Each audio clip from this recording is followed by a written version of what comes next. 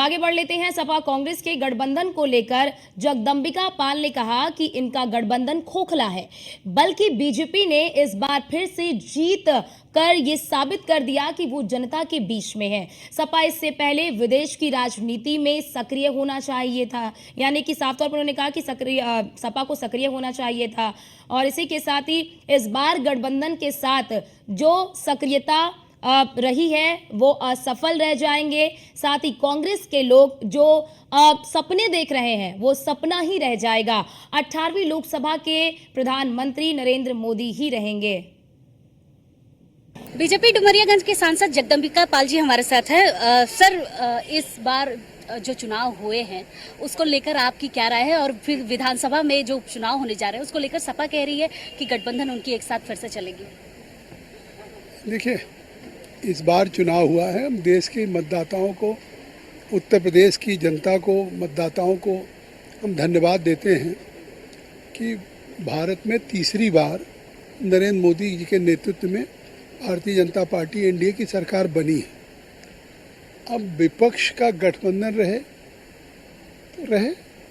आखिर आज भी कांग्रेस पार्टी उस लोकसभा में 543 सीटों में 100 भी नहीं छू पाई है। तो अगर अभी 100 से नीचे है और इसके बाद भी अगर कुछ सपने देख रहे हैं विपक्ष, तो ऐसे जैसे मुंगेरी लाल के हसीन सपने हैं उसी को देखें। अगर उनको दिखाई पड़ रहा तो देखते रहें, लेकिन हमारा तो लक्ष्य, मोदी जी का लक्ष्य भारत को विकसित भारत बनाना, और उन्होंने सबका साथ सबके विकास को लेकर के काम शुरू किया है। तो हमारी सारी योजनाओं का लाभ सबको मिल रहा है। और अगर चुनाव में कुछ जातीयता और तुष्टीकरण हुआ है तो आज ये क्षणिक है।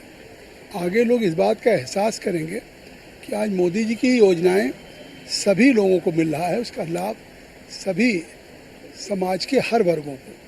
और सारी योजनाएं ऐसी, चाहे प्रधानमंत्री किसान सम्मान निधि का 6000 हो या 3 करोड़ आवास अब फिर इस सरकार के बनने के बाद गरीबों को मिलेगा, हर जात बिरादरी के लोगों को। उसी का परिणाम है कि उड़ीसा में जहां कभी हम जीतते नहीं थे, आज उड़ीसा में हमारी भाजपा की सरकार बनी है और 20 सीटें वहां मिली हैं। उत्तराखंड में मिली पूरी सीटें, दिल्ली की सारी सीटें, हिमाचल की सारी सीटें।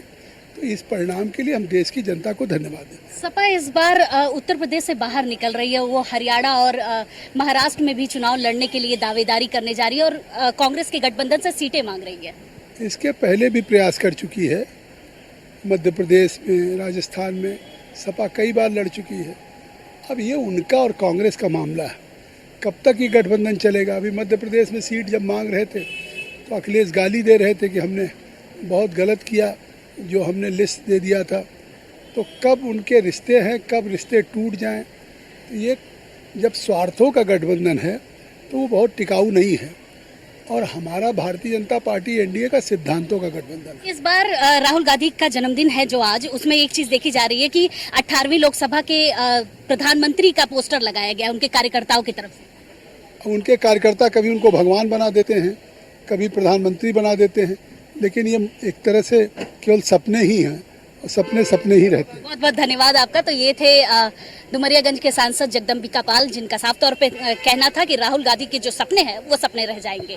कैमरामैन वीरेन के साथ मैं वर्षा शाही, बीजेपी।